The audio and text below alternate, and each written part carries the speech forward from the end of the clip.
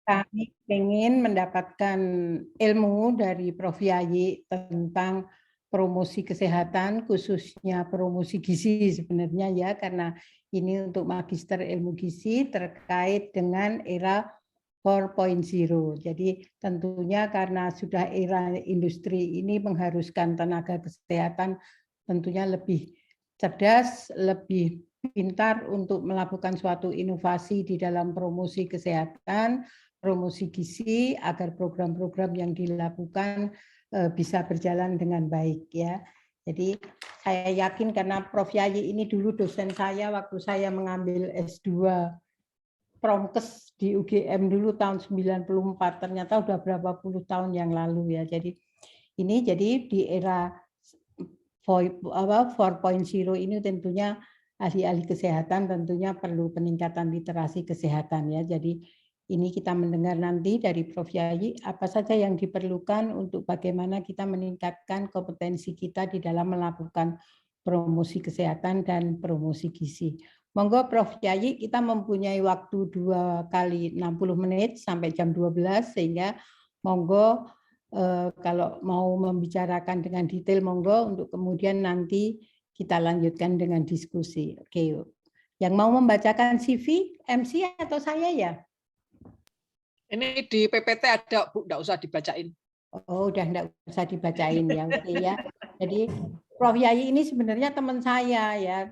Teman saya merangkap dosen saya. Jadi sudah kenal akrab dari dulu sama orang Jogja ya Prof. Yayi ya. Iya, terutama kakaknya almarhum satu bagian.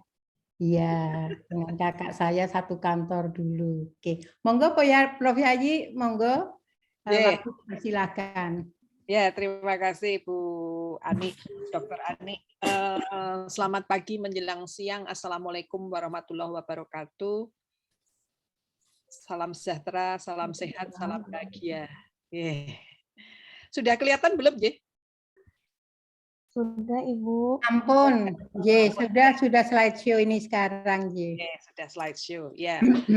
Yang pertama-tama saya mengucapkan terima kasih karena diundang ke Universitas Diponegoro. Yang kalau enggak pandemik sih, saya senang-senang aja datang ke Semarang. Jalan-jalan nanti pulang beli lumpia. Jadi terima kasih atas undangannya, terutama ini S2 Gizi nggih Bu nggih, S2 Gizi, Magister Prodi Magister Gizi Universitas Diponegoro, dan khususnya Bu Dr. Ani Margawati yang sudah mengundang saya untuk berbagi mengenai bagaimana promosi kesehatan di era 4.0.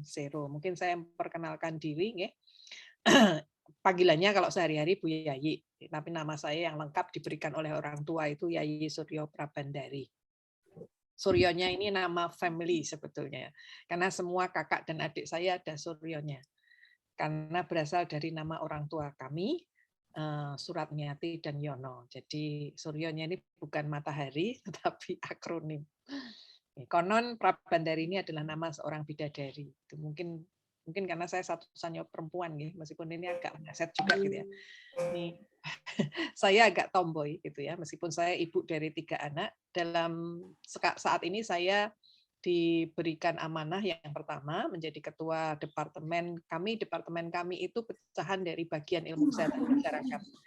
Dulu saya departemen dengan kakaknya Dr. Ani ini, Suaryanto Supardi almarhum, ini berada di bagian ilmu kesehatan masyarakat. Pada tahun 2016, bagian ilmu kesehatan masyarakat dipecah menjadi 3 departemen. Salah satunya adalah Departemen Ilmu Perilaku Kesehatan, Lingkungan, dan Kedokteran Sosial. Ini sekarang yang saya ketuai. Kemudian ada Departemen Biostatistik, Epidemiologi, dan Kesehatan Populasi, diketuai oleh Dr. Mubashir. Dr. Ifta. Dr. Mubashir ini Ketua Prodi Ilmu Kesehatan, S2 Ilmu Kesehatan Masyarakat. Yang Ketua BEPH Biostatistik Epidemiologi Dr. Ifta, kemudian yang satunya lagi adalah Departemen Kebijakan dan Manajemen Kesehatan. Ini diketuai oleh Dr. Lutfan. saat ini saya juga diberikan amanah oleh Universitas Gadjah Mada untuk mengkoordinasi Health Promoting University. Nanti saya singgung juga. Jadi kampus sehat atau kampus berbasis promosi kesehatan. Kemudian juga ketua PPPKMI, Perkumpulan Promotor dan Pendidik Kesehatan Masyarakat Indonesia Cabang Provinsi Yogyakarta. Hari ini saya akan membicarakan mengenai fakta masalah kesehatan. Kenapa kita memang memerlukan promosi kesehatan, dan kemudian juga promosi kesehatan. Saya mengingatkan kembali, karena mungkin sudah disinggung oleh dosen yang lain, strategi, metode, dan sasaran. Dan sesuai dengan topik hari ini, kemudian saya akan menjelaskan mengenai promosi kesehatan di era industri 4.0, serta juga nanti saya akan menjelaskan sedikit di setting perguruan tinggi yang untuk 4.0 ini saya kira ini juga sangat relevan, dan kemudian intervensi pengendalian berbasis bukti yang saya memilih karena itu bidang saya adalah rokok. Meskipun saya pernah punya penelitian tentang gizi ya bersama dengan dosen dari gizi juga. Jadi saya paparkan dulu kenapa kita butuh promosi kesehatan, dan promosi kesehatan menjadi salah satu kegiatan yang diharapkan dijalankan di semua negara. Karena yang terakhir pertemuan health promotion di Shanghai itu adalah healthy in all setting, dan kemudian juga good governance, dan kemudian health literasi. Ya, bagian health literasi itu diharapkan semua elemen negara itu bisa memahami bahwa kesehatan ini memang penting, dan memang diharapkan semua elemen di dalam pemerintah itu memahami apa yang harus dilakukan kalau terjadi sesuatu tentang kesehatan, gitu ya kan. Health literasi tidak hanya pemahaman, tetapi tahu kapan saya memerlukan bantuan dan kemana saya mendapatkan bantuan itu. Dan ini diharapkan tidak hanya orang kesehatan yang tahu tentang itu. Nah, penyebab kematian Indonesia 2009-2019, ini saya cari yang 2020 belum ada, tetapi saya kira ini tidak berubah juga dari 2009 itu. Stroke masih merupakan salah satu kematian dan pertambahannya. Jadi yang persentase ini perubahannya. Perubahan kalau minus berarti berkurang. Jadi kalau tidak ada tandanya berarti itu bertambah. Stroke itu bertambah 25%. Ischemic heart disease itu bertambah 28%. Nah, yang amazing adalah diabetes, tambahnya hampir 50%. Dan ini kalau bicara gizi ini sangat berhubungan dengan pola makan. Kemudian sirosis tambah 8, untuk TBC ini berkurang, ya, jadi penyakit menularnya sudah mulai berkurang. Tapi PPOK, COPD, ya, chronic obstructive pulmonary disease atau PPOK, penyakit paru obstruktif kronis, ini juga naik. Ya, ini rokoknya memang belum terkendali, ya. Maksudnya rokoknya ini masih tetap gitu ya, di atas 60%. Meskipun saya senang terakhir 2018 ini Yogyakarta sudah di bawah 60% yang laki-laki. Hipertensive heart disease itu juga naik. Sekarang ini kalau saya dulu masuk di Fakultas Kedokteran UGM itu tahun 90, punya kerjaan di puskesmas itu, puskesmas top skornya adalah penyakit gangguan pernafasan, ya, baik bawah maupun atas. Tapi kalau tahun ini saya tanya tiap dokter puskesmas, hipertensi yang nomor 1 ya, karena juga penyebab kematiannya adalah stroke. Ya. Jadi gaya hidup dan perilaku yang jadi begini, penyakit yang sebetulnya bisa diubah dengan mengubah kebiasaan itu menjadi dominan di Indonesia sebelum COVID-nya datang. Dan ternyata COVID ini juga sangat berkaitan dengan penyakit yang tadi ya sebagai komorbid, penyakit yang tidak menular atau penyakit kronis. Ya. Nah, risiko stroke ini ada satu penelitian di 188 negara selama tahun 90 sampai 2013 yang menunjukkan bahwa 90% dari beban stroke itu memang sebetulnya sangat berhubungan dengan faktor risiko yang bisa dimodifikasi sehingga mengendalikan perilaku dan faktor metabolik yang sebenarnya faktor metabolik itu juga sangat berkaitan dengan kebiasaan juga bisa mengurangi 3/4 dari beban karena sakit stroke ini. Nah, faktor perilakunya apa? Itu adalah rokok, kebiasaan merokok, kemudian pola makan yang jelek, tinggi lemak, ya, jadi rendah serat, kemudian rendahnya aktivitas fisik. Sementara faktor yang metabolik ini adalah tingginya tekanan darah, which is ini juga pada kebiasaan hidup kita ya. Kemudian body mass index ini juga high fasting plasma glucose, ya, dan kemudian high kolesterol dan juga low glomerular filtration rate untuk ginjal. Ya. Nah, sayangnya behavioral factor itu di Indonesia tinggi gitu ya. Merokok itu kalau laki perempuan dijadikan satu itu masih 36% tahun 2013, nanti yang 2018 di slide selanjutnya. Aktivitas fisik rendah itu berkurang sedikit sih. Jadi kita itu harus beraktivitas fisik 150 menit per minggu. Di endemik ini saya menambahkan. Bagi saya itu 200 paling tidak harus aktivitas fisik karena kantor saya di lantai 3 tadinya, sehingga setiap hari itu saya harus naik turun mungkin lebih dari 3-4 kali dalam sehari. Begitu pandemik dengan virtual seperti ini kan duduk nggak kemana-mana, pindahnya itu pindah Zoom. Ya, jadi menurut saya jadi berkurang banyak gitu ya langkah saya dalam sehari. Sehingga karena tadinya saya juga 150 itu ditambah dengan sehari-hari saya di kantor, pindah gedung dan sebagainya. Sehingga ditambah. Obesitas sentral ini ternyata juga naik dari waktu ke waktu. Nah, ini yang 2018 ya. 2013 dibandingkan 2018 hipertensi memang naik. Kemudian stroke juga naik. Gagal ginjal kronis naik. Nah, ini sesuai dengan tadi ya, kenapa kemudian stroke menjadi penyakit yang menyebabkan kematian terbanyak. Nah, yang tadi sebetulnya yang terkait dengan promosi kesehatan ini sebetulnya sebagian besar dari penyakit itu bisa dicegah kalau kita bisa mengubah kebiasaan-kebiasaan yang tidak sehat. Karena risiko kesakitan itu tidak hanya absennya dari bekerja atau dari kuliah ya, sekolah gitu ya. Tapi juga ada yang namanya presenteeism. Presenteeism ini juga membuat cost untuk pekerjaan itu jadi tinggi dan dia jadi tidak produktif. Jadi kalau absenteeism itu benar-benar nggak bisa masuk karena sakit ya, terus nggak masuk. Kalau presenteeism itu dia masuk, tapi tidak bisa bekerja dengan optimal. Ini dulu saya pernah punya pegawai stroke, tapi pasca stroke dia sudah mulai berjalan dan mulai masuk. Ya. Tadinya dia itu bisa input 100 data mahasiswa sehari, yaitu jadi cuma 10 seharian. Kan berarti berkurang sekali ya. Ini dalam hitungan yang bisa dihitung. Yang tidak bisa dihitung masih banyak lagi ya, karena dia mungkin istirahatnya juga jadi lama. Jadi dia tuh kelihatan di kantor, tapi tidak optimal. Ya, jadi is widely accepted that presenteeism ini ternyata mempunyai efek yang lebih besar daripada absenteeism gitu ya. Jadi ini kalau untuk produktivitas jadi sangat berkurang.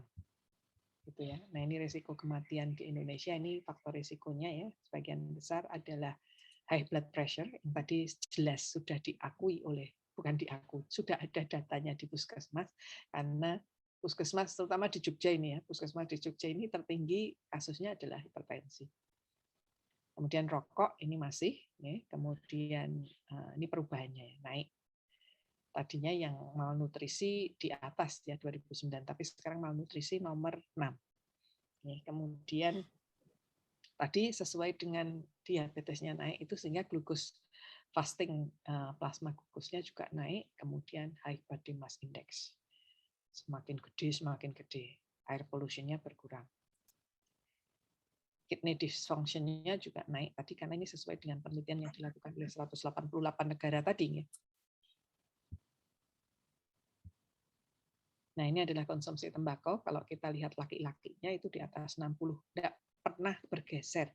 Mulai dari Riskesdas 2007 sampai 2018, itu ya di atas 60. Cuma ya itu tadi yang saya bilang, data yang detail tentang Riskesdas sudah dipublikasi, dan Provinsi Yogyakarta untuk rokok ini saya agak ya belum lega sekali, tapi sudah lumayan bisa tersenyum karena ada pengurangan di bawah 60. Ya meskipun kita belum terlalu masif juga. Ini sekarang ini kan yang ya banyak penduduk juga agak protes kan Malioboro jadi smoke free area. Jadi meskipun itu ruang terbuka tapi tidak boleh merokok. Oke, itu alasan ya kenapa promosi kesehatan jadi perlu gitu ya.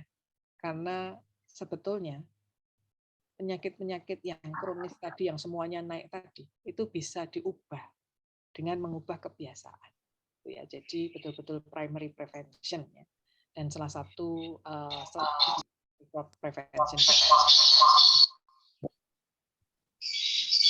Oke, promosi kesehatan ini apa? Saya ingatkan kembali.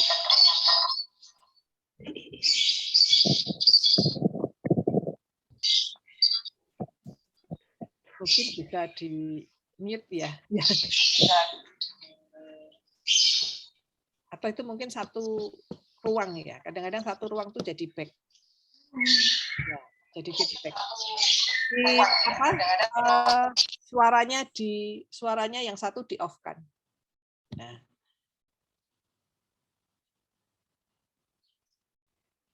Jadi pakai yang satu saja. Kalau itu satu ruang kan satu laptop suaranya agak dikerasin kan cukup nih. Soalnya kalau nanti dua-duanya dengerin semua itu backsound. Itu ini yang sedang kita coba kita atasi kalau kita punya pertemuan hybrid ya. Karena kalau hybrid itu kan sebagian di online, sebagian luring ya. Dan itu yang luring itu mesti gantian gitu. Kalau dua-duanya kemudian on, nah yang terjadi seperti tadi. Ini memang harus disetting dengan baik gitu kalau kita campuran. Oke, promosi kesehatan. Promosi kesehatan itu pada prinsipnya adalah, kalau ini saya mengambilkan dari WHO ya, adalah proses untuk mendorong, membuat masyarakat melakukan kontrol dan memperbaiki kesehatannya dengan cara apapun. Yang penting dia memperbaiki dan mengontrol, monitor kesehatannya. Dan ini kombinasi perubahan yang ditujukan tidak hanya pada pendidikannya, tetapi juga organisasi, ekonomi, dan lingkungan yang pengennya adalah ini mendukung kesehatan. Dan promosi kesehatan itu tidak hanya untuk sehat, tetapi menjalani hidup sehat ini fisik, mental, dan sosial sesuai dengan WHO, dan itu menjadi kebiasaan norma. Nah tadi, karena kita harus sebetulnya mengubah kebiasaan, kenapa promosi kesehatan itu jadi penting? Karena beberapa penyakit tadi, intinya kalau kita mau masyarakat kita tidak sakit itu, kalau apa atau mungkin yang sudah sakit itu bisa di-maintain supaya tidak berlanjut sakitnya, artinya tidak kemudian komplikasi-komplikasi, itu mereka harus hidup sehat. Nah, hidup sehat ini tidak hanya sehat fisik gitu ya. Jadi mereka di dalam menjalankan hidup sehat itu harus happy juga gitu ya. Supaya mental dan kemudian sosialnya itu bisa ikut. Nah, jadi sehat ini menurut Badan Dunia adalah keadaan kesejahteraan fisik, mental, sosial, tidak hanya bebas dari penyakit dan kecacatan. Nah, sehat ini artinya bisa sekolah, bekerja, kegiatan sehari-hari dengan lancar, tidak ada keluhan sakit, dan merasa tenang dan bahagia, siap untuk bekerja sama dengan orang lain dan mengikuti kegiatan sekolah.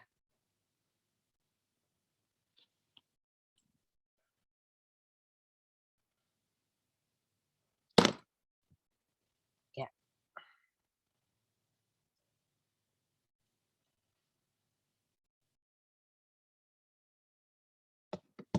Kemudian kalau sudah sehat ini harapannya kualitas hidup membaik, produktivitas meningkat, dan harapannya akan menjadi SDM yang berkualitas, berprestasi kalau mahasiswa ya. Kalau untuk yang saya, kemudian tenaga kependidikan itu menjadi yang berkualitas, produktivitasnya akan meningkat dan kita akan bisa performan individu itu akan membawa ke performan institusi.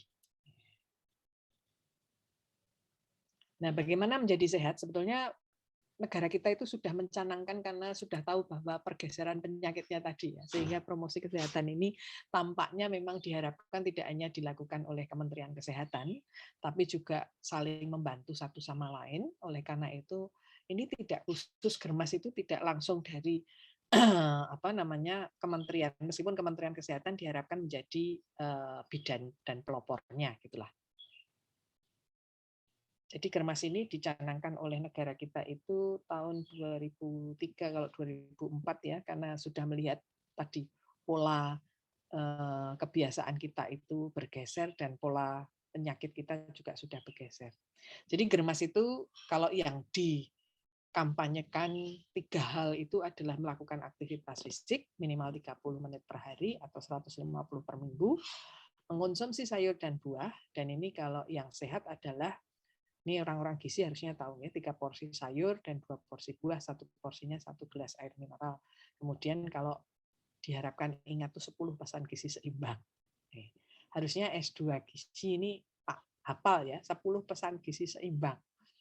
Dan di situ mengonsumsi sayur dan buah termasuk makan aneka makanan yang beragam. Nah, itu tadi saya punya penelitian dulu itu adalah meneliti dari 13 jadi 10 gitu ya. Dan ternyata prosesnya dari 13 jadi 10 itu ternyata juga tidak mudah ya. Wah, di Jakarta itu rapatnya kalau yang ahli gizi, profesor-profesor gizi itu pengennya semuanya masuk gitu. Wah, itu kalau yang mikronutrien juga masuk, ini ngapali susah ya masyarakat itu. Karena kalau promosi kesehatan itu gimana caranya pesan yang begitu kompleks menjadi simpel sederhana. Sehingga ini Germas ini. Yang ketiga adalah cek kesehatan secara rutin ya, yang tidak merokok, tidak mengkonsumsi alkohol, membersihkan lingkungan. Ini adalah tambahan yang di beberapa Germas ada juga gitu ya.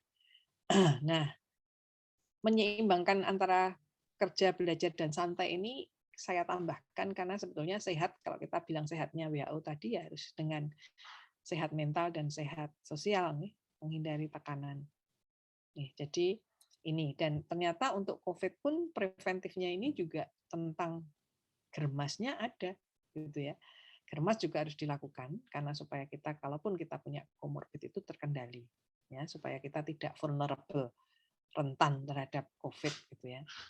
Dan kemudian juga membersihkan lingkungan, cuci tangan, ini PHBS-nya diingatkan kembali. Hidup sehat akan meningkatkan imunitas dan imunitas menjadi tameng. Nah, ini yang di sebelah kanan ini adalah flyer, electronic flyer, yang ini juga menggunakan yang sekarang ini ya, 4.0.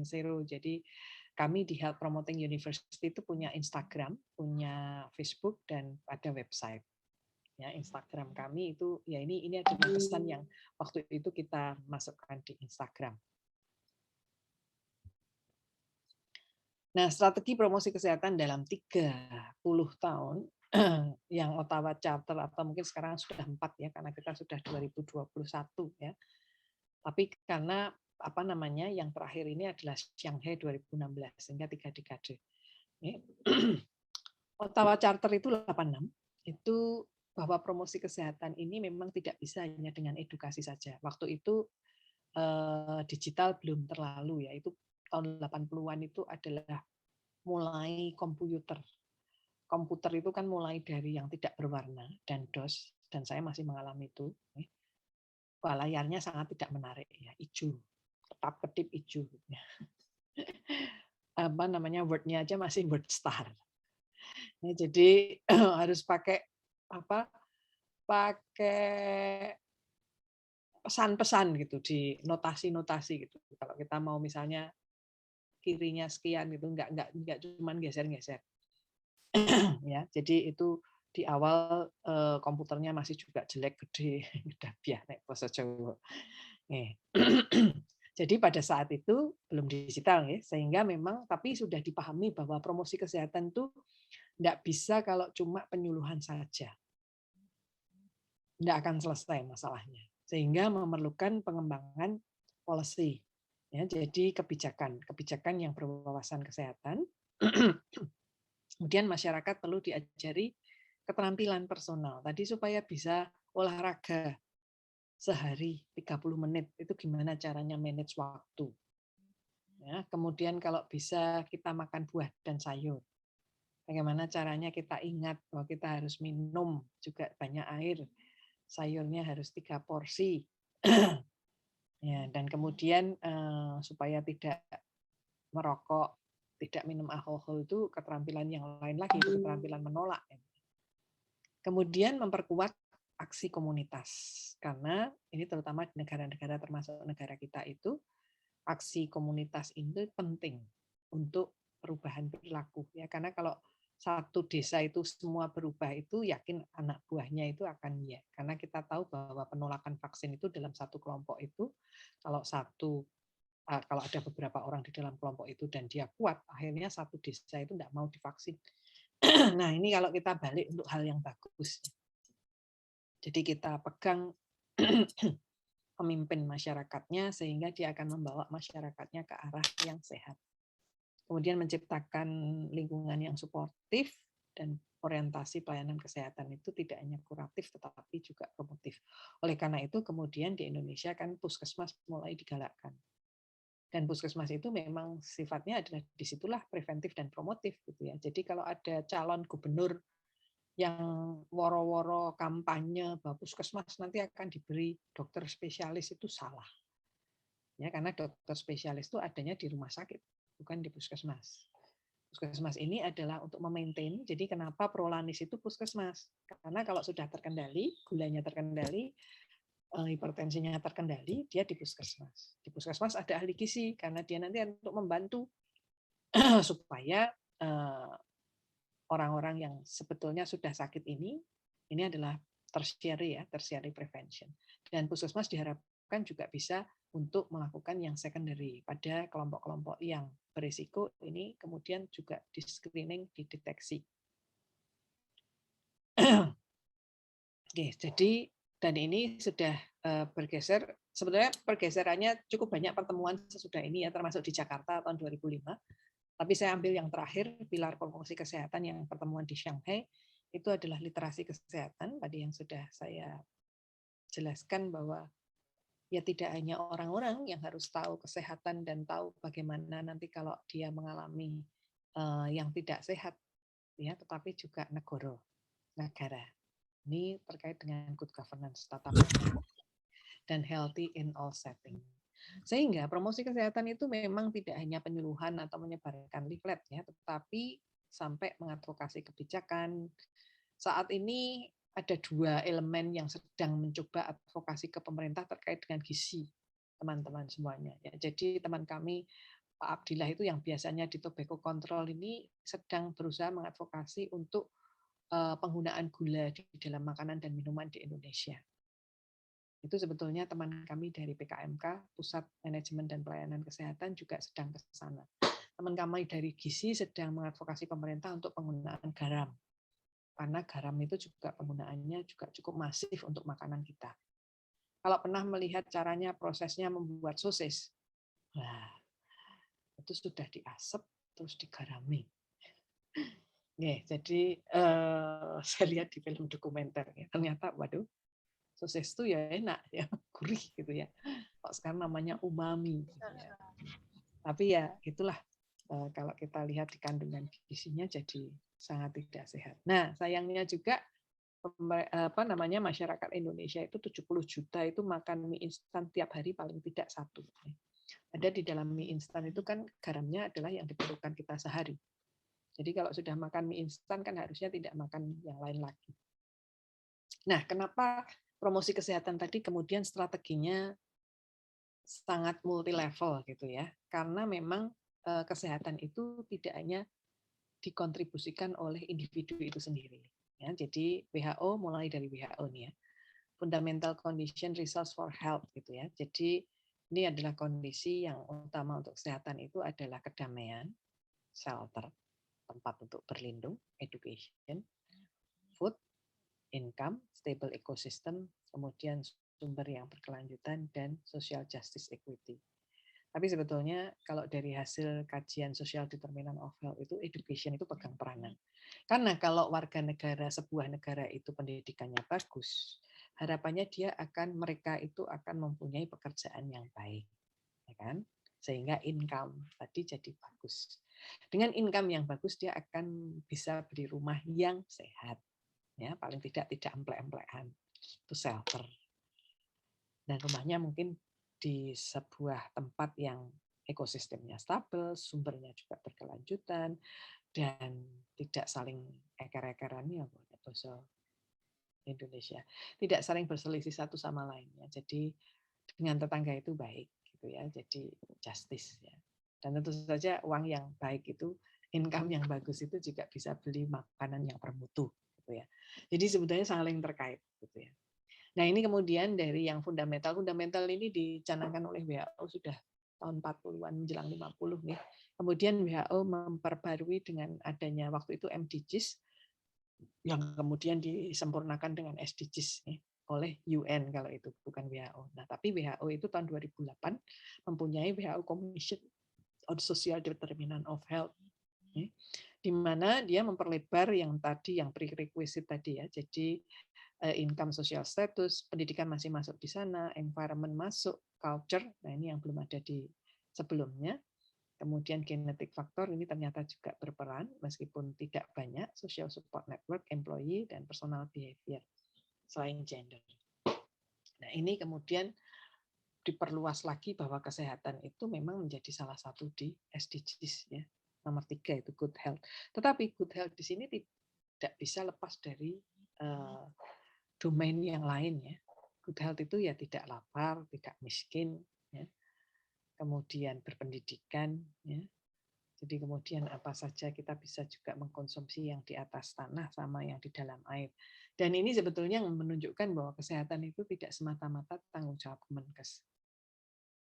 Ya, misalnya teman-teman gizi itu menyarankan untuk kita banyak makan sayur dan buah. Tahukah teman-teman bahwa hasil penelitian saya dan teman-teman di Jogja menunjukkan bahwa masyarakat tahu harus makan buah, tapi mereka bilang buah itu mahal. Ya, bagaimana membuat buah itu terakses? Pemerintah harus bertanggung jawab. Tidak bisa ini dan tidak bisa Kemenkes ini. Mungkin bekerja sama dengan waktu itu saya dan 2 teman yang lain kebetulan menjadi tenaga ahli di Bapeda. Dan waktu itu mereka ingin apa sih yang bisa dilakukan untuk penyakit tidak menular ini. Dan kami salah satu sarannya adalah pertemuan antar sektor. Yang waktu itu Dinas Pertanian itu juga bertanya, kok kami diundang dalam rangka penyakit tidak menular gitu ya di awal. Tapi begitu mereka tahu bahwa mereka itu kan sumber utamanya makanan, ya. Jadi nasi dan sebagainya termasuk POM, termasuk Dinas Pertanian itu kan mengawasi pejagalan gitu ya. Kami kalau untuk yang bagian halal sudah, terus saya cerita di Umea itu sapi-sapinya itu disengaja ditaruh di range yang sapinya itu ada aktivitas fisik sehingga lemaknya sedikit. Jadi daging merahnya itu banyak tidak lemaknya. Nah, itu kita belum sampai ke sana ya. Kita baru kalau di pertanian itu mereka mengawasi pejagalan itu satu bebas dari penyakit.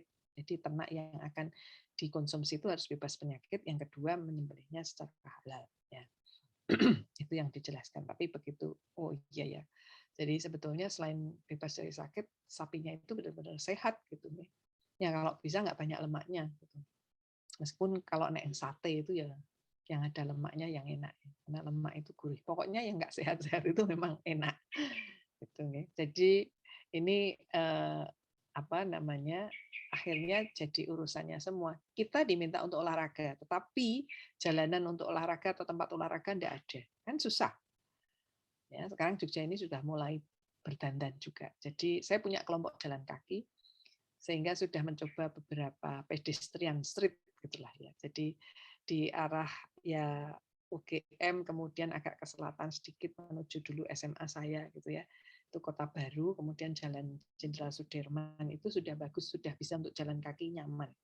Tidak ada kaki lima ya. Dan ini adalah yang harusnya dilakukan seperti itu. Jadi waktu konferensi promosi kesehatan yang di Brasil itu memang sengaja di kota namanya Curitiba, dan di Curitiba itu mayornya, jadi wali kotanya bagus sekali di dalam mengelola kotanya, sehingga masyarakat itu dengan senang hati beraktivitas fisik, karena pinggiran pantai itu sudah dipasang banyak tiang untuk volleyball, mereka senang volleyball, kemudian juga lapangan basket.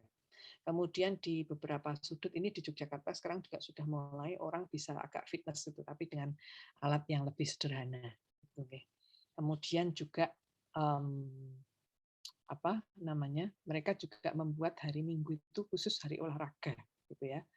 Meskipun ya di yang lainnya itu, jadi saya melihat itu penuh gitu ya. hari Minggu itu. Jadi orang itu mau berolahraga itu enak, nyaman. Jalanan juga beberapa ditutup hanya untuk sepeda dan pejalan kaki.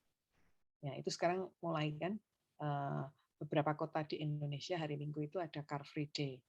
Sehingga di situ diharapkan masyarakat itu bisa jalan kaki, bisa bersepeda, anaknya yang kecil juga bisa sepeda, pakai sepeda kecil itu ya. Menanamkan kebiasaan olahraga sejak kecil itu penting juga. Jadi memang untuk membuat kita sehat itu, promosi kesehatan tidak bisa hanya tadi penyuluhan, tapi kita harus advokasi. Apa yang dibutuhkan untuk bisa mendukung perilaku itu bisa terbentuk. Rokok kalau nggak ada policy, saya kira juga nggak akan jalan. Selama rokok itu murah, di mana-mana bisa didapatkan, kita yang gembar-gembor kampanye, sama konseling mungkin ya, di puskesmas gitu ya, itu seakan-akan kayak apa ya, menyiram kebakaran tapi dengan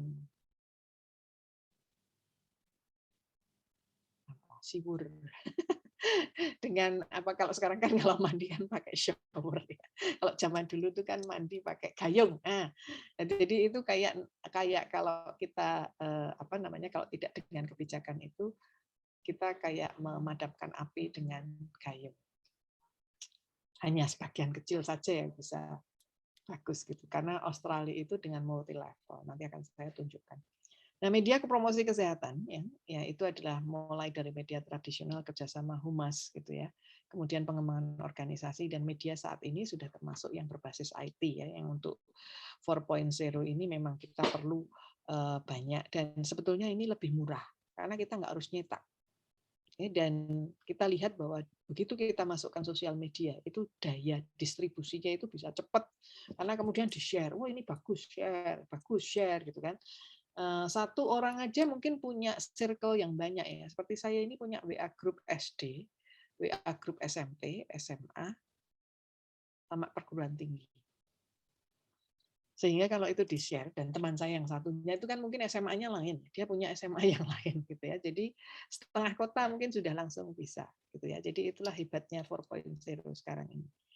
Dan kemudian dengan virtual ini juga masih tetap dilakukan, bisa dilakukan pendidikan kesehatan dengan webinar misalnya.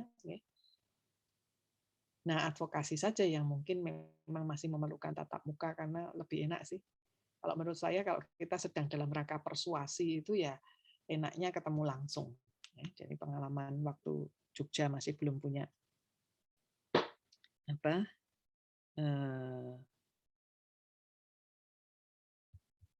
kawasan tanpa rokok kebijakan. Nah, ini contoh strategi promosi kesehatan dalam penerapan adaptasi kebiasaan baru ya. Jadi ini saya terapkan di COVID ya, misalnya yang Ottawa Charter itu develop health dari public policy, penetapan aturan, ya. Kemudian develop personal skill, sosialisasi penerapan adaptasi kebiasaan baru pada tatanan, bagaimana ini sosialisasi di pasar, di sekolah, ya, caranya pakai masker, caranya cuci tangan, gitu ya, karena itu untuk skill. Kemudian strengthening community, ini pemberdayaan masyarakat untuk aturan lokal. Ini kalau di beberapa tempat sudah ada desa tanggap COVID nih, jadi bersama kader, Toma, Toga, ini diskusikan aturan lokal. Kemudian menciptakan lingkungan yang sehat, sportif itu persiapan sarana prasarana. Orang diminta cuci tangan itu mestinya sarana cuci tangan juga ada. Paling tidak hand sanitizer, meskipun kita disarankan untuk bawa. Ya. Tapi kampus-kampus ini sekarang juga memasang tempat untuk cuci tangan, tempat untuk ukur suhu. Kemudian reorientasi health services, pelayanan kesehatan via daring dan masyarakat. Edukasi masyarakat untuk selalu 3M, ya. WhatsApp group untuk konsultasi kesehatan. Ya, ini contohnya tadi kok sama. Ya. Kemudian kalau kita lihat sasaran individu, organisasi, komunitas dan pemerintah ini kalau individu dengan KIE masih bisa ya, komunikasi, informasi, edukasi dengan pengajaran, dan ini bisa juga virtual semuanya. Okay. Untuk organisasi ini perubahan, ini saya kira nanti saya cerita yang bagaimana pengembangan promosi kesehatan kampus gitu ya. Jadi kampus berbasis promosi kesehatan. Karena itu lewat organisasi, lewat institusi kampus. Kemudian komunitas ini pemberdayaan komunikasi, teknologi informasi juga sudah bisa dipakai karena kami yang di Health Promoting University itu kan ada kelompok kerjanya literasi kesehatan. Nah, literasi kesehatan nanti yang akan saya lihatkan, kita bekerja sama dengan InaHealth, tapi kita juga bekerja sama dengan ada tim analis media dari Fakultas Sospol, di mana waktu itu kita minta bantuan, mereka sebenarnya juga mengkaji, kita hanya minta bantuan hasilnya, gitu ya. Jadi mereka mengkaji pesan-pesan yang sangat berseliweran di media sosial, dan masyarakat tuh lagi bingung apa toh. Sehingga itulah yang kemudian kami kembangkan untuk menjadi pesan. Salah satu contohnya disinfektan waktu itu. Di Jogja itu sampai orang disemprot dengan disinfektan ya, sebelum masuk kampung. Ini kan sesuatu yang sangat berlebihan. Sehingga untuk mengatasi tersebut, karena ternyata di sosial media itu tuh ribut gitu ya. Masyarakat tuh diskusi itu, sehingga itulah yang dianalisis, kemudian itu kita tidak perlu melakukan, kalau kita mau dengan media sosial ya, kita tidak perlu melakukan need assessment yang kita merancang kuesionernya sendiri ya, kita langsung saja bisa menganalisis yang sebenarnya diobrolin oleh orang-orang itu apa, yang dibingungkan itu apa. Sehingga dari situ dikembangkan pesan. Kemudian ya pemerintah ini, pesan itu juga akhirnya juga digunakan oleh mahasiswa kami yang punya satu program interprofessional education, mahasiswa S1 prodi dokter kami itu bersama dengan keperawatan dan gizi, itu dalam waktu 4 tahun mendampingi keluarga. Jadi satu anak, satu keluarga, satu kelompok dalam satu RT atau RW. Nah, karena pandemi kemarin terpaksanya dengan virtual, ya, dan mereka butuh beberapa bahan. Nah, bahannya diambilkan dari websitenya Health Promoting University yang kita juga kerjasama dengan InaHealth. Nanti akan saya ceritakan. InaHealth ini sebetulnya adalah konsep yang promosi kesehatan yang di era digital. Nah, advokasi dan kebijakan perubahan ini masih juga ini lewat pemerintah. Jadi kerangka untuk promosi kesehatan kalau kita lihat sebetulnya penyasarnya itu bisa lewat intervensi lini bawah yang ini sudah dilakukan selama bertahun-tahun ya. Jadi strateginya dengan informasi, dengan kampanye perubahan perilaku, dengan memberikan edukasi kesehatan tapi sekaligus pemberdayaan, tapi juga mulai ke lini atasnya pengembangan yang melibatkan komunitas dan kemudian juga mengadvokasi supaya ada kebijakan dan legislasi. Kalau perlu tahu bahwa sekarang ini juga selain kawasan tanpa rokok itu juga ada peraturan pemerintah untuk ASI eksklusif ya, sampai dibikinkan peraturan karena begitu ngeyelnya rumah sakit itu tetap ya, mungkin bukan rumah sakitnya, barangkali bidannya bekerja sama dengan susu formula. Sehingga bayi-bayi baru lahir itu dikasih susu formula. Nah, ini sehingga perlu diatur karena kalau sudah ada aturan itu ada sanksi. Kalau rumah sakitnya tetap memberikan susu formula pada bayi, ya ada sanksinya. 2 kota yang seingat saya sudah punya peraturan ini adalah Jogja dan Solo. Yang pertama itu Solo. Terus Jogja waktu itu karena draftnya ini barengan dengan kawasan tanpa rokok waktu itu. Dan memang ASI eksklusif ini juga hampir mirip dengan rokok. Ya, dalam hal kompetitor kita itu kan perusahaan. Kalau rokok kan perusahaan rokok. Kalau ASI eksklusif adalah perusahaan susu formula. Nah, mereka itu memberikan insentif pada para bidan kalau bisa menjual susu formulanya dan hadiahnya bisa sampai naik haji. Umroh, bukan naik haji, umroh. Mulai dari emas, ya, emasnya itu sekian gram tambah gitu. Kalau dia berhasil lebih dari 100 gitu ya. Jadi itu yang menjadikan akhirnya bayi-bayi dapat susu formula sejak bayi gitu ya. Meskipun ibunya sebetulnya bisa menyusui. Nah, yang di bawah, lini bawah ini pendidikan pendekatan gaya hidup dan perilaku, yang kanan itu pendekatan ekologis. Jadi yang lebih besar, dan ini memang kalau multi intervensi itu ya, memang KIE ini yang untuk individual, kelompok gitu ya, komunikasi, informasi, edukasi untuk peningkatan literasi kesehatan. Kemudian di tahun 70-an akhir menjelang 80 ya, awal 80 itu di dalam promosi kesehatan juga belajar mengenai pemasaran sosial. Pemasaran sosial ini adalah tekniknya adalah stepnya juga seperti pemasaran, tapi yang dijual adalah ide. Dan kemudian ada kalau perubahan perilaku bisa menggunakan hadiah, insentif atau bisa dibatasi. Nah, di masa lalu kita juga menggunakan indoktrinasi, tetapi di COVID ini terpaksa ada satu kota waktu itu yang menggunakan indoktrinasi untuk perubahan perilaku karena saking ngeyelnya orang-orang pada nggak prokes ya, nggak ikut protokol kesehatan, sehingga digunakanlah tentara dan polisi. Itu dulu kita lakukan pada saat KB.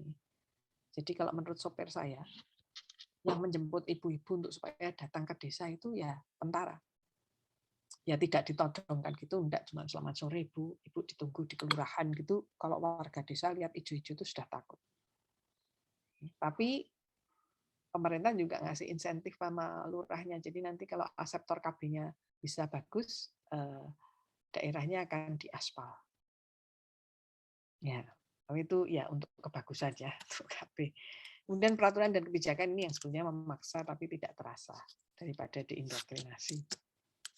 Kemudian beberapa masalah itu terpaksa memang harus pakai konvensi internasional. Contohnya misalnya FCTC, Framework Convention on Tobacco Control. Kemudian ada juga Framework Convention on Health Reproductive. Nah, seperti misalnya mengatur bahwa si ibu itu harus bisa bertanggung jawab pada dirinya. Yang mana ini agak susah juga. Kalau di Indonesia itu kan pengambil keputusan kelahiran itu kan bukan si ibu sendiri. Nah, kalau kita lihat promosi kesehatan itu sasarannya bisa sepanjang hayat, gizi pun sepanjang hayat ya. Jadi mulai posyandu, PAUD ini harus baik karena 0 sampai 5 tahun ini terutama kalau berhubungan dengan stunting. Tapi stunting itu sebaiknya memang sejak sebelum hamil. Ibunya harus sehat dulu, dalam kehamilan juga sehat. Nah, ini. Kemudian promkes di sekolah pesantren mengenai hidup sehat, KESPRO, kemudian begitu remaja ini perilaku pencegahan berisiko, KESPRO, kemudian mental. Ini karena kami kemarin juga ya sebetulnya tidak terlalu surprise karena begitu HPU ini dideklarasikan, Health Promoting University atau kampus sehat ini dideklarasikan, BEM itu ketemu dengan kami, tim kami itu dan mintanya kesehatan mental yang diprioritaskan. Nah, ini apalagi pandemi ini ya. Kami kemarin kecolongan 2 orang mahasiswa bunuh diri. Ya. Jadi pengendalian perilaku berisiko di kampus, persiapan perkawinan gitu ya. Kemudian kalau yang mereka usia reproduktif itu pencegahan penyakit wanita ya. Kemudian bagaimana parenting. Kemudian pospindu, persiapan menopause ini kalau sudah selesai ya. Ya, kemudian nanti kalau sudah lansia ini juga ada. Demikian pula laki-laki ini juga. Jadi sebetulnya promosi kesehatan itu memang sepanjang hayat, nggak bisa. Dan misalnya ceprut, jebol, brel, bayi gitu ya. Nah bayi ini kan harus diperhatikan terus. Sehingga sebetulnya tidak hanya 1000 hari. Kalau saya itu ya sampai anaknya selesai sekolah. Diserahkan untuk menikah gitu ya, kira-kira 24-25 tahun. Jadi proyeknya itu 25 tahun. Nah, tatanan promosi kesehatan saat ini, karena di buku-buku promosi kesehatan klasik, itu hanya sekolah, masyarakat, pendidik. Sekolah ini tempat pendidikan, masyarakat, tempat kerja, dan pelayanan kesehatan. Sementara pendidikan ini tadinya pendidikan tinggi nggak masuk. Ya, tapi di buku-buku promosi kesehatan yang baru sudah masuk, dan kemudian juga tempat umum, kemudian organisasi, kemudian virtual. Dan tempat umumnya juga banyak ya. Semua destinasi wisata, pelabuhan, mal, tempat olahraga. Saya kebetulan suka jalan-jalan. Di beberapa tempat di dunia itu, situs-situsnya itu sudah tidak boleh merokok. Meskipun itu sangat terbuka. Saya sempat ke Machu Picchu, ke Korea waktu itu, ya ada Jeju itu tidak boleh merokok sama sekali. Ya, jadi satu jelas tidak ada puntung rokok, tidak ada abu rokok. Tapi juga itu untuk kesehatan karena kan asapnya satu untuk mengganggu kesehatan, yang kedua kalau di Borobudur itu merusak batunya. Jadi itu yang memang perlu. Dan di tempat umum inilah misalnya yang sudah saya lihat beberapa itu adalah tentang minum air. Jadi pesan gizi yang ada itu minum air, tapi pesan gizi yang lain mungkin ini perlu dimasifkan. di tempat-tempat umum di mana orang banyak berkumpul. Gitu. Oke. Nah, ini yang masuk di era industri 4.0 ya, di mana kita sudah anak sekarang, anak Gen Z itu kalau yang sudah 2000 ke atas itu Gen Z, kalau sebelumnya tahun 90-an ini milenial. Saya punya 3 anak, yang 2 milenial, yang 1 Gen Z. Ketiganya ya sudah sangat erat berhubungan dengan device ya, mobile device.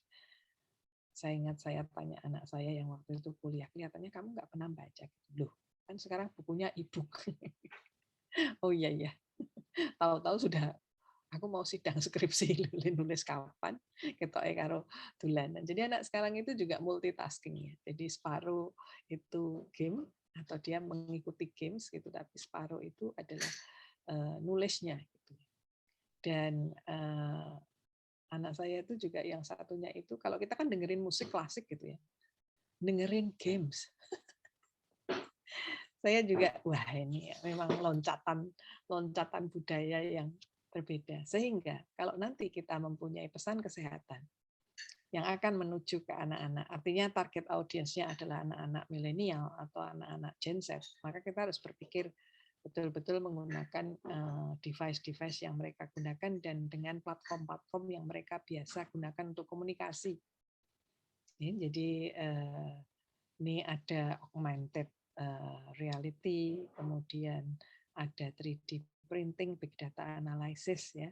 Jadi multi level customer interaction, dan sekarang ini kan ada disruptive business gitu ya. Kalau dulu itu orang menjalankan taksi itu ya harus punya perusahaan. Kalau sekarang kan enggak, bisa perorangan.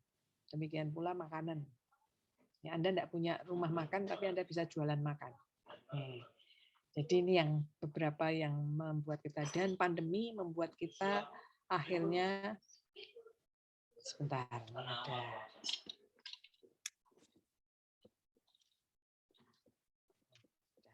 bicara lagi. Ya, jadi pandemi membuat kita akhirnya yang tidak mau berkenalan lebih lanjut, terutama generasi saya ini akhirnya terpaksa. Gitu ya. Di awal pandemi itu ya lucu banget di kita itu, ada yang tidak mau pakai Zoom ngajarnya. Saya ngirim PPT saja. Terus diskusinya gimana? Oh pakai WhatsApp. Oh ya wis. Ya, jadi tapi yang berbeda juga adalah begini teman-teman. Di dalam era 4.0 ini, di mana kita sangat terhubung dengan informasi, sehingga informasi kesehatan yang akurat itu berkompetisi dengan informasi yang hoax. Dan ini waktu pandemi sangat dirasakan, termasuk untuk gizi loh. Jadi supaya untuk bisa turun berat badan, wah banyak itu mitos-mitos dan resep-resep yang mungkin sangat tidak sehat. Di sini banyaknya info itu membuat masyarakat itu bingung, panik, dan bertindak berdasarkan rekomendasi khalayak. Tiba-tiba banyak yang jadi ahli, meskipun bukan ahlinya, gitu ya. Tapi ngomong gitu. Tapi karena ngomongnya itu meyakinkan, akhirnya orang jadi percaya. Apa yang salah bisa jadi benar kalau di dalam IT itu. Dan itulah tantangan bagi kesehatan. Jadi begitu kita nanti memberikan pesan itu lewat media dan media sosial misalnya, itu memang tidak mudah gitu ya. Yang itu yang kita, kenapa kita kemudian bekerja sama dengan teman yang dari Sospol yang mereka menganalisis media gitu ya, karena kita pengen tahu sebetulnya masyarakat itu kebingungannya di mana. Sekarang ini sudah mulai masyarakat mulai agak lumayan terliterasi tentang informasi. Ya, jadi mulai teman saya juga ini benar Panda ya coba dicek. Gitu. Sudah mulai ada yang menginformasikan itu hoax Panda itu bisa diklik di sini. Jadi mulai di awal pandemi kan masih bingung, masih orang tuh masih kayak excited bahwa informasi itu begitu cepat didapatkan. Gitu ya. Bahkan sekarang itu nonton TV bisa diatur. Gitu ya. Mau nonton yang langsung live atau yang sudah rekaman. Jadi tidak punya mesin perekam terus harus di-rewind itu sudah tidak zaman gitu ya. Jadi pilihannya itu sangat, saya juga senang karena bisa nonton film tanpa terganggu iklan. Nah, itu adalah kenikmatan. Kalau TV biasa kan iklan. Nah, ini adalah beberapa definisi mobile, dan digital health. Jadi digital health intervention itu intervensi yang memberikan informasi, support, bahkan sampai terapi. Karena saya kebetulan ngajar S2 psikologi, ya. Ada satu mahasiswa saya itu yang memberikan konseling kelompok online. Ya, jadi dan sekarang ada apa namanya telehealth, ya, kemudian telemedicine, ya, teledentistry, ya, jadi gigi pun, ya, tapi kalau begitu sudah sakit mau dicabut ya harus datang, ya. Tapi artinya konsultasi dan sebagainya itu bisa. E-health atau electronic health itu adalah base healthcare delivery yang related menggunakan informasi dan komunikasi teknologi. Ya, kalau digital health intervention itu bisa mobile application, bisa SMS, bisa email, gitu ya. Kalau electronic health ini adalah pakai information dan communication teknologi. Nah, kemudian ada yang disebut juga internet online web based intervention. Ini refer pada computerized program, dan ini bisa saja bantuan untuk berhenti merokok yang lewat online. Jadi itu nelpon di telepon tertentu itu adalah bagian dari ini. Kemudian dokter, halo dok itu ya, itu adalah juga intervention yang online. Computer based atau computer delivery intervention ini sama dengan internet based intervention. Computer internet based atau mobile based CBT ini adalah secara khusus delivery cognitive behavioral therapy tapi via komputer. Jadi konselingnya lewat komputer atau mobile aplikasi di mobile. mHealth itu mobile delivery health. Yang ini sudah digunakan untuk beberapa, termasuk sekarang ini kita ada wearable device ya. Jadi jam yang ditaruh di sini yang kita bisa diukur nadinya. Kemudian kadang tekanan darah. Terus yang beberapa program aktivitas fisik itu menggunakan mHealth ini untuk melihat dia bisa jalan kakinya misalnya berapa langkah, dan kemudian nadinya ini sesuai enggak. Kalau aerobik itu kan kenaikan nadinya kan ada tertentu. Kemudian telehealth, telepsikiatri, telemedicine. Jadi ini komponen-komponen yang beberapa tahun yang lalu enggak ada. Tapi kemudian ini menjadi bagian dari promosi kesehatan.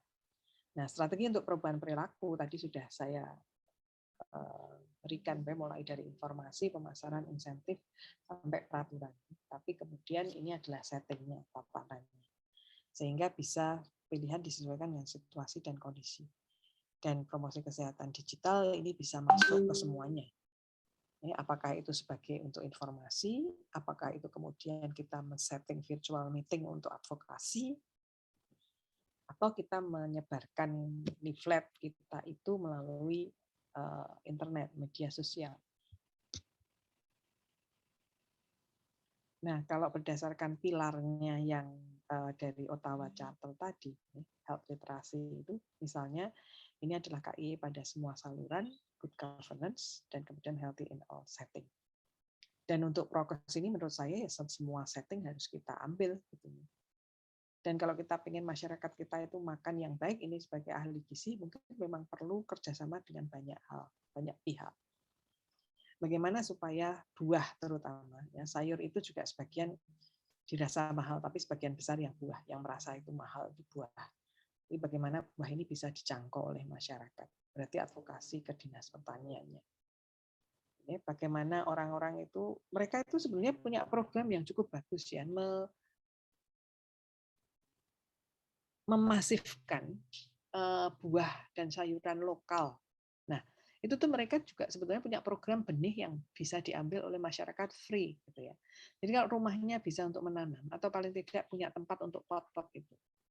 Jadi itu bisa bekerja sama sehingga buah dan sayurnya itu dari rumah sendiri, malah saya sehat, tidak pakai pestisida harapannya.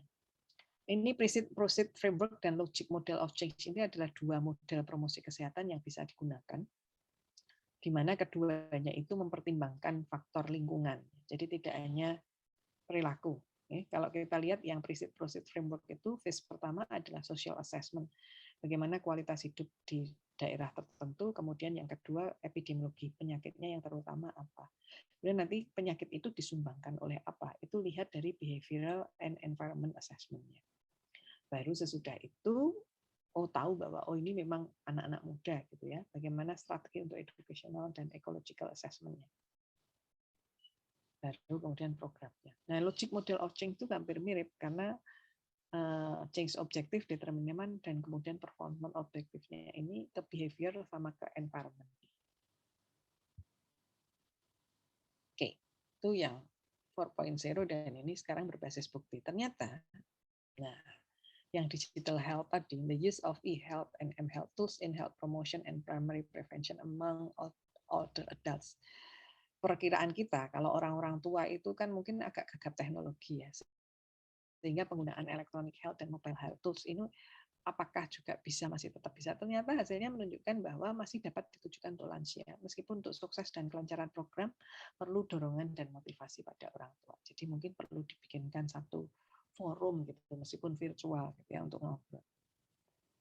Ya, saya ingat sopir saya cerita, bapaknya itu sudah 90 tahun, ibunya mungkin 80-an tahun di desanya di Ponorogo. Suatu kali sampai saya itu membelikan, ya sebenarnya bukan membelikan, teleponnya, dia punya telepon baru, telepon yang sebelumnya dikasihkan. Dan ini smartphone sudah. Ternyata tahun berikutnya dia harus membelikan satu lagi karena suami istri ini ternyata sudah bisa main YouTube-an. Dan ternyata seleranya berbeda. Itu yang satu suka dagelan dan uyan-uyan, yang satunya itu, si ibu ini juga ternyata suka drama-drama gitu ya. Jadi sinetron-sinetron. Nah, ini jadi daripada berbaku hantam, ya sebenarnya tidak berantem, tapi kan daripada rebutan gitulah ya. Jadi kemudian ini contoh bahwa 80-90 itu masih bisa menggunakan handphone gitu ya. Dan ini memang di luar ya, di barat gitu. Hasil kajian menunjukkan bahwa promosi kesehatan melalui e-health atau m-health itu masih bisa, lansia itu masih. Kemudian digital health intervention untuk children dan people dengan mental health problem. Nah, ini intervensi digital untuk kesehatan mental pada anak dan remaja itu hasilnya masih campur. Ini kan sistematik dan meta review ya. Karena penelitian yang dikaji, rancangan penelitiannya kurang kuat untuk bukti karena jumlah sampel yang sedikit. Taksonomi intervensi digitalnya itu tidak terlalu kelihatan, perbandingan yang tidak setara dan tidak lanjut pendek serta kurang dukungan manusia yang khusus. Jadi masih harus banyak perbaikan, ya, terutama yang untuk kesehatan mental. Nah, kemudian kalau untuk physical activity dan healthy diets, ya ini systematic review juga, sebagian besar menunjukkan bahwa intervensi elektronik dan mobile health ini efektif dalam mempromosikan aktivitas fisik dan diet sehat di negara-negara berkembang. Meskipun hasil reviewnya juga menunjukkan bahwa masih diperlukan studi lebih kuat, terutama rancangan penelitiannya. Dan kemudian disarankan untuk juga meneliti dari efektivitas biaya, jadi cost-benefit analysis. Fokus pada aplikasi Timpur Pintar dan wearable activities trackers. Ya, karena kalau aktivitas fisik itu pakai jam pintar itu ya. Kemudian yang satunya lagi adalah ini perilaku sehat, dukungan untuk berhenti merokok via SMS meningkatkan tingkat berhenti merokok dan uji aktivitas fisik dalam 3 bulan tidak menunjukkan manfaat. Namun ada manfaat yang cukup pada SMS untuk intervensi berhenti merokok, diet dan aktivitas fisik secara langsung.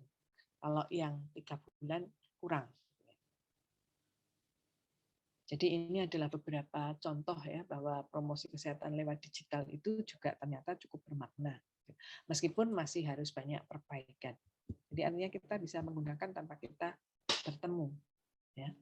Ini saya ceritakan sedikit apa yang sudah kita lakukan di Health Promoting University. Jadi Health Promoting University itu adalah sebuah pendekatan kesehatan secara holistik, komprehensif pada setting universitas supaya kita itu lingkungan belajarnya itu bisa meningkatkan kesehatan, kesejahteraan, dan keberlanjutan. Ya, kenapa ini diperlukan? Karena staf pendidik dan dosen yang sakit meninggal sebelum pensiun kalau di UGM ini banyak. Jadi harusnya yang mensiunkan kan negara, tapi ini dipensiunkan oleh Tuhan. Kemudian beberapa mahasiswa juga sakit dan meninggal ditambah dengan dalam 5 tahun terakhir ini kasus bunuh dirinya. Kalau menurut saya cukup signifikan.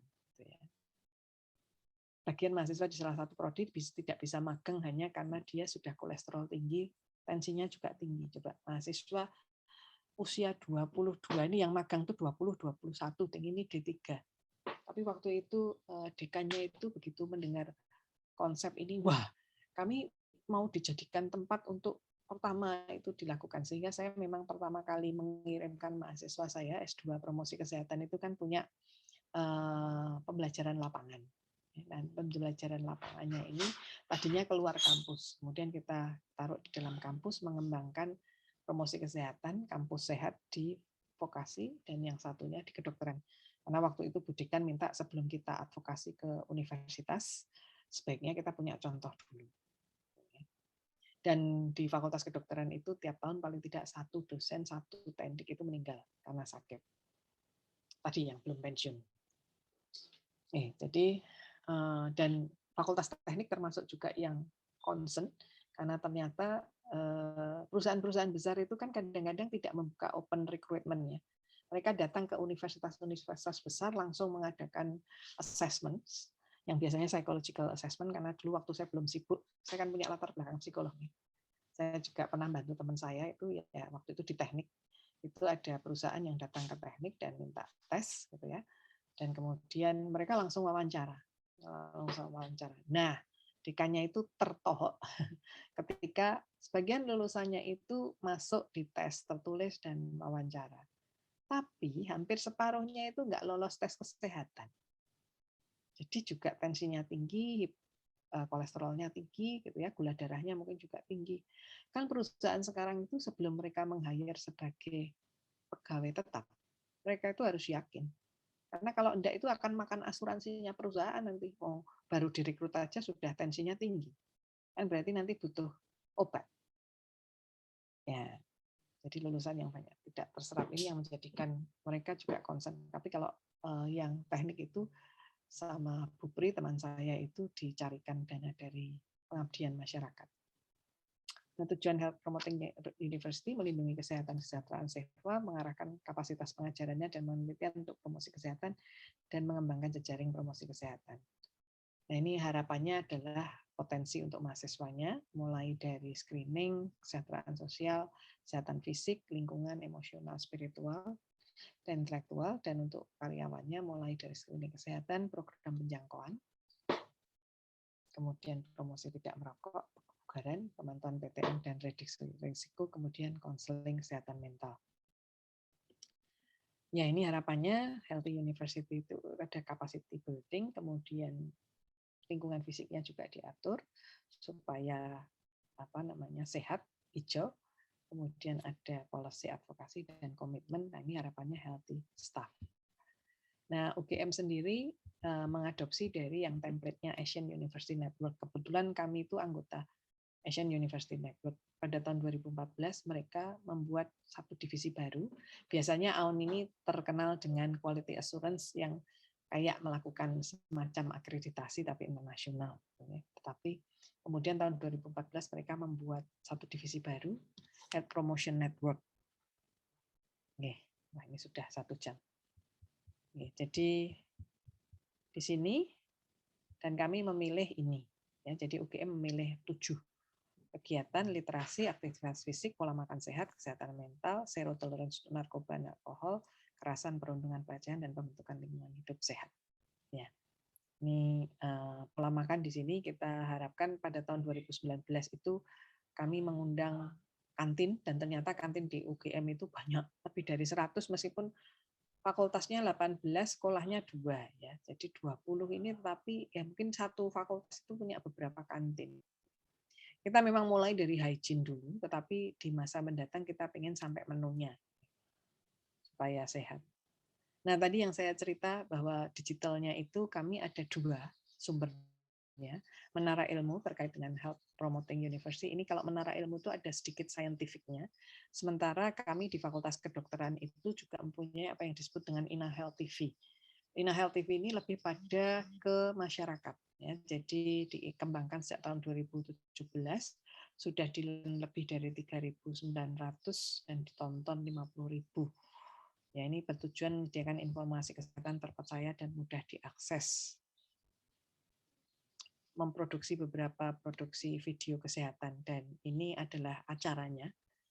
Oase, Ina Health News, Mitos, Fakta, Lebih Dekat Dengan Siapa, HiDoc, My Meal, ini yang terkait dengan gizi, ya. Kemudian Sehat Bugar, Dokter Traveler, MiCare. Dan ini adalah platformnya, jadi bisa diakses melalui YouTube channel Ina Health, kemudian Instagram, ya, kemudian dengan Twitter.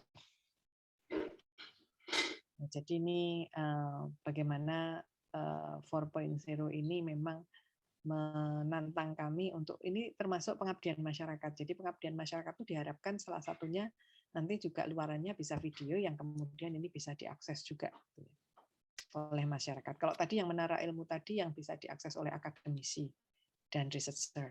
Tapi kalau ini adalah untuk masyarakat. Nah, yang terakhir ini intervensi pengendalian rokok berbasis bukti, ini juga multi level nih.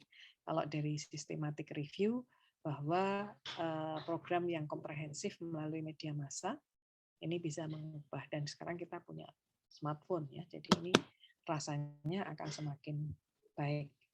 Meskipun pendekatan yang komunitas itu tetap kita lakukan untuk gerakan rumah dengan bebas asap rokok ya, ini kita melakukannya dengan ini sebelum pandemi ya, jadi kami itu sesudah survei dan penelitian kualitatif kita kemudian ada beberapa pendekatan dengan masyarakat dengan meeting ya, dialog, karena kita gabung dengan rapat yang sudah ada, kemudian mereka akhirnya setuju untuk mendeklarasikan sebagai rumah bebas asap rokok.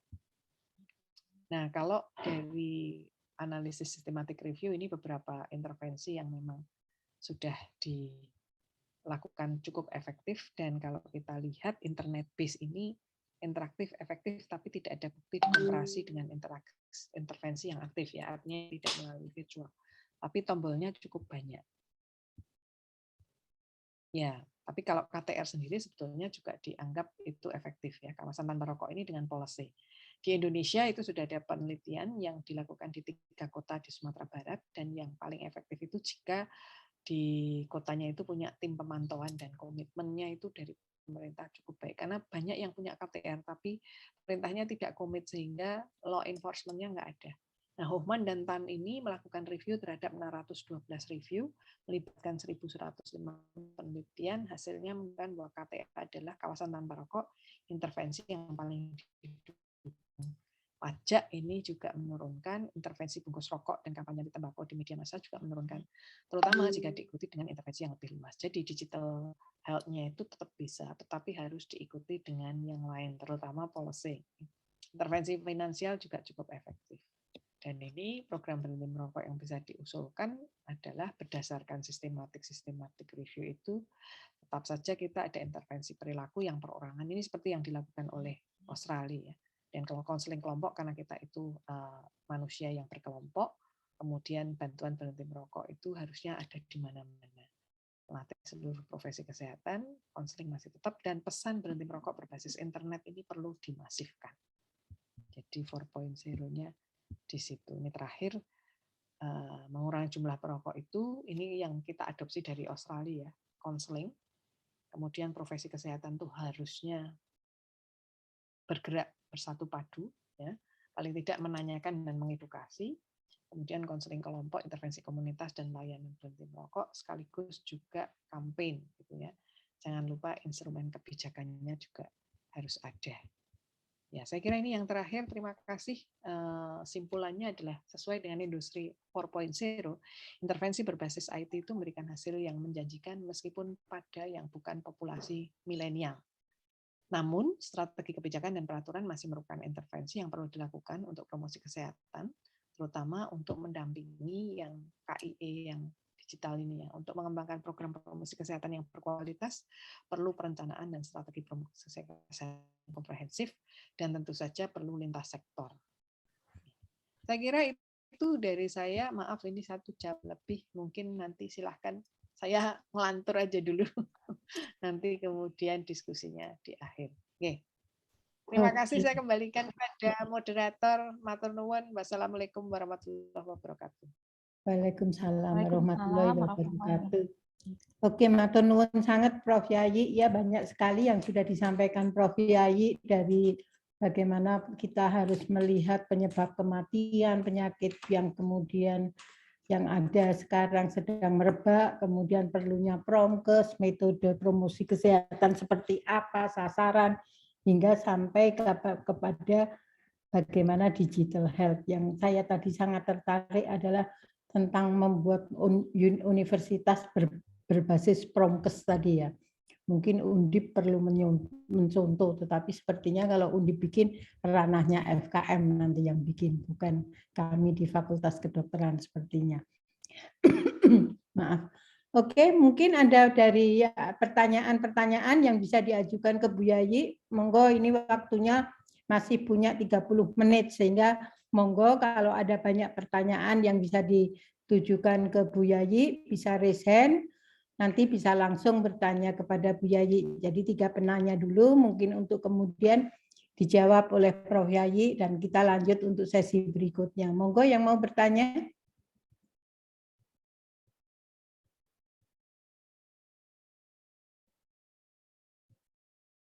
Kok anteng ya?